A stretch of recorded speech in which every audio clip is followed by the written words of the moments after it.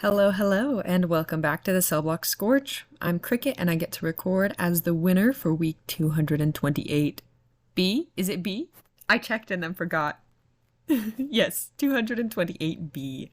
The prompt was given by Grishmak. How do you get him to see a therapist? I found one with loose ethics and a theater background.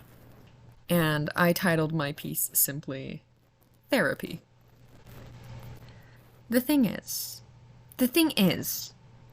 you didn't intend for this to happen. You only wanted to help your friend out, help him learn to process emotions, gain some coping tools. It seemed reasonable to find a therapist.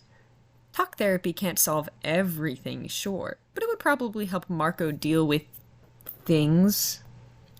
Things like this. Marco doesn't sleep at night. Marco never cries. Marco never talks about anything that ever hurts him. So you thought, therapy. And it's been great. Maybe too great?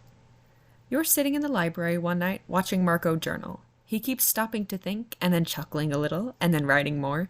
He smiles to himself. He writes. He does not engage with anyone in the friend group. He just writes and writes and writes and writes until he claps the journal closed abruptly and says, "Friends, Romans, country folks." Everyone else looks up at him. I have to tell you, it's time for me to take a journey, and you're all coming too.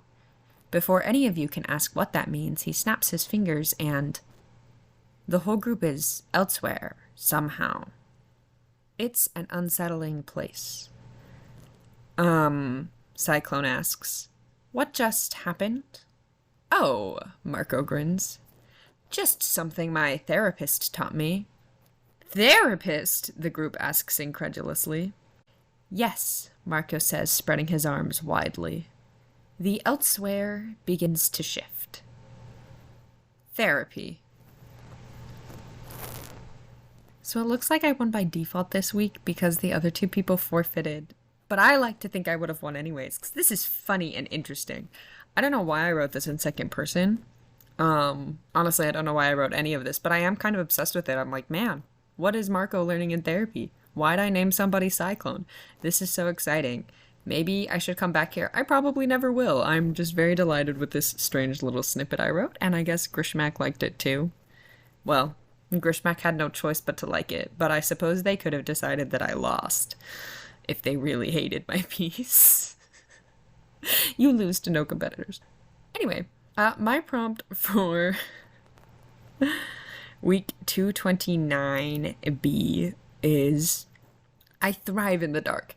I'm a human mushroom and I ate alone and forgotten for breakfast. Which is a quote from a podcast called Wooden Overcoats that I'm so obsessed with, and I will probably talk about more next week.